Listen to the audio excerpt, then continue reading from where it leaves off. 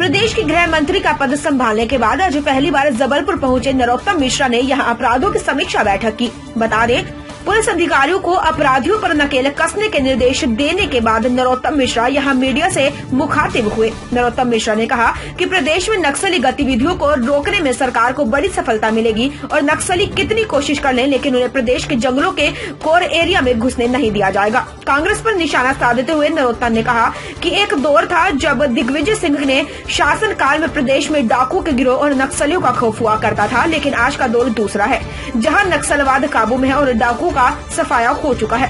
अपने ही अंदाज में नरोत्तम मिश्रा ने कहा कि प्रदेश में माफिया को खत्म करने का अभियान चल रहा है और जो अपराधी कानून से ऊपर उठकर पैठ बनाना चाहेगा उसे भूनकर रख दिया जाएगा। नरोत्तम मिश्रा ने कहा कि विधानसभा के अगले सत्र में धर्म स्वतंत्र विधेयक के जरिए एवं लव जिहाद को रोकने का कानून लाया जाएगा और अगले सत्र में प्रदेश को विधानसभा अध्यक्ष का चुनाव भी हो जाएगा। यदि कोर एरिया में आए तो वहाँ तो न बंदूक चलेगी न कुछ होगा, और उनकी कोशिश ये है कि वो कोर एरिया में आ जाए। उनकी कोशिश हम कोई भी कामयाब नहीं होने देंगे। आप बिल्कुल निश्चित रखना, पूरी तरह से मुस्तैद है। अगर मेरी आवाज आपके माध्यम से उनके किसी आकाओं पर पहुंचती हो तो बता दूं कि कोई भी अपराधी अब मध्य प्रदेश में शरण नहीं ले पाएगा, भूल देंगे हम। सबसे पहले तो आपको बताइए कि आपने पूरे प्रदेश में भू माफियाओं के खिलाफ जबरदस्त कार्रवाई की है। विशेष तौर पे जबलपुर में बड़ी कार्रवाइयां हुई हैं, करोड़ों रुपए आयुष्का किसी खड़े वो आपको आंकड़ा बता सकते हैं कितने करोड़ की भूमि का मुक्तिकरण कराया गया, शासकीय भूमि का। हम ये जानना चाहते हैं अभियान तो लोकप्रिय है या ये लंबे समय तक चलेगा? लंबे समय तक चलेगा। बहुत सारी जबलपुर बड़ा ही तेज चैनल है, एक जवाब पूरा नहीं हो पाता।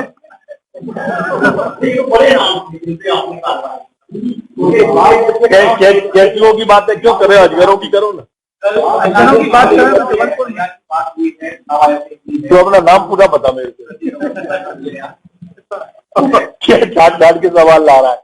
मैं पहले दिन से कहता था कि मध्य प्रदेश में भ्रष्टाचार कमलनाथ की सरकार में चरम पर आया।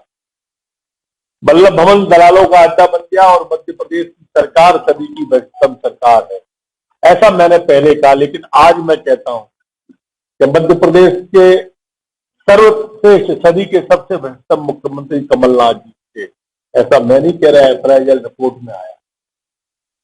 दिग्विजय सिंह माइनिंग माफिया है, ऐसा मैं नहीं कहता, उनके मंत्री उस समय के उमंग सिंगार वन मंत्री ने कहा था। सबसे बड़े शराब माफिया दिग्विजय सिंह है, ऐसा मैं नहीं कह रहा, उमंग सिंगार जी ने कहा था। और ये भी मैंने नहीं कहा कमलनाथ सदी के सबसे भ्रष्टतम मुख्यमंत्री हैं, अप्राइजल रिपोर्ट में आया है। और पहली बार ऐसा हुआ है कि 3 IPSओं पर कार्रवाई करने का, वो भी भ्रष्टाचार के आरोप। चुनाव आयोग ने कहा, एक संवैधानिक संस्था आदेश दे रही है। मध्य प्रदेश में महिलाओं के और सुरक्षा की बात हमेशा करती है, तो इसमें अपराध बढ़े हैं, घटे हैं।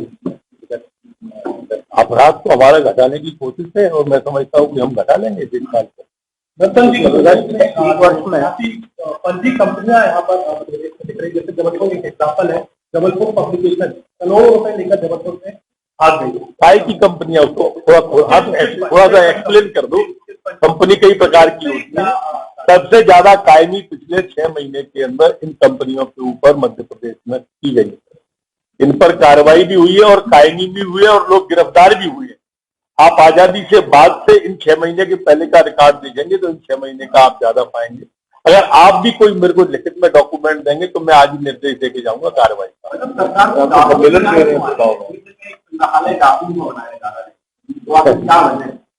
सवाल किसी याद का नहीं होता है, सवाल उन घटनाओं की स्मृति का होता है जो घटना किसी कारण से कभी घट जाती है। अकेले उनके संग्रहालय नहीं है, हमारे यहाँ तो शहीदों के लिए भी भोपाल के अंदर बनाया गया, शहीद स्मारक बनाया गया। मध्य प्रदेश में अलग से कभी नहीं जाओ तो वल्लभ भवन के सामने देखने जाओ, मुख्यमंत्री जी ने कितना अच्छा स्थान बनाया, नया तीर्थ बनाया। ये सरकार राष्ट्रीयता की सरकार है, राष्ट्रवाद की सरकार है। सरदार वल्लभ भाई पटेल से लेके बाकी के स्मारक को जो हमें बनाएंगे, वो थोड़ी बनाएंगे टुकड़े टुकड़े गैंगवार। अनेक जिम्मेदारी आपके ऊपर भी, मेन जिम्मेदारी हमारे राष्ट्रीय महासचिव कैलाश विजयवर्गीय जी है, हम सब सहयोगी की भूमिका। इसमें सवाल ये आ रहा है कि बंगाल में लगातार 130 से ज्यादा भाजपा के कार्यकर्ताओं की हत्याएं की गई। वहां पर आपके खिलाफ, आदरणीय कैलाश विजयवर्गीय के खिलाफ और आदरणीय प्रधानमंत्री के खिलाफ असंसदीय शब्दों का लगातार ममता बनर्जी प्रचार कर रही है। राज्यपाल ने भी इस बात को संज्ञान लिया है। बीजेपी कब राष्ट्रपति शासन के लिए आवेदन देने राष्ट्रपति के पास जाएगी? हम तो आज ही मांग कर देते हैं आपके सामने। मांग अलग बात है, संवैधानिक स्थितियां अलग बात, लेकिन उनकी बौखलाहट, जैसा आपने कहा, मैं नहीं कह रहा, जैसा आपने कहा कि वो असंसदीय शब्दों का प्रयोग कर रहे हैं, जैसा आपने कहा कि हमले कर रहे हैं, जैसा आपने कहा 120 लोगों की हत्या, तो वास्तव में इसका मतलब वहां लॉ एंड ऑर्डर नाम की चीज है। मैं आपकी बात को ही सही मान रहा हूं। मैं कह रहा हूं वहां पर माफिया राज हावी है। सरकार माफियाओं के हाथ में है, ममता बनर्जी के हाथ में है। बालू माफिया, दारू माफिया, कोल माफिया वहां सरकार चला रही है। और ऐसी स्थिति में अगर कोई सरकार हो तो उस सरकार को रहने का कोई हक नहीं है। हम मांग करते हैं हमारा राष्ट्रपति शासन लगा दे रहा है। केंद्र सरकार आपकी है, राष्ट्रपति आपके हैं, तो क्या कारण है? संविधान के होते हैं राष्ट्रपति, राज्यपाल, सरकार हमारी है। तो क्या कारण है? अधिकारियों तक चार्ज हुई है, क्या जा सकती है? क्यों नहीं जा सकती? एफआईआर रिपोर्ट के जैसे जैसे पन्ने पलटेंगे, आप प्याज के छिलके की तरह उतरेंगे। इसीलिए उन्होंने कह दिया कि हम आराम करेंगे। वो जानते हैं, बोए रोपे बिरवा नीम को तो आम कहां से? अगर बबूल का पेड़ लगाया है तो गुलाब कहां से आएगा? बबूल ही आएगा, कांटे ही आएंगे। पुलिस इतना भ्रष्टाचार आपने कभी देखा नहीं होगा। मंत्री जी, पुलिस अब हाईटेक और लोगों को पूछ लेते हैं, तेरे साथ हो गए। मध्य प्रदेश में पुलिस कमिश्नर प्रणाली कब तक लागू होनी? जब मुख्यमंत्री चाहेंगे। बहुत सरल सा जवाब, कोई कठिन सवाल। चौथा हो गया आपका।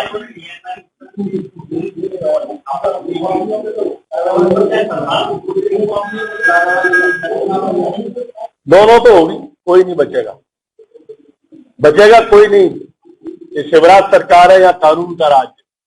एक सवाल मेरा,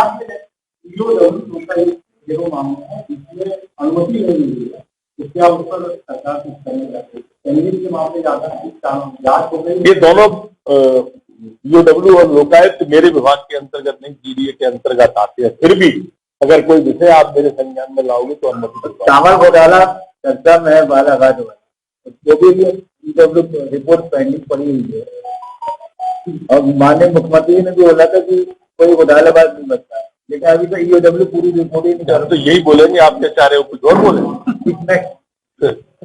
बोलेगा कोई भी नहीं, आप निश्चिंत रहो, रिपोर्ट आने वाली है। मैं समझता हूँ जल्दी आएगी। अगर आगे चलकर के इसमें कॉर्पोरेट कालाबाजारी होती है तो कैसे रोकेंगे?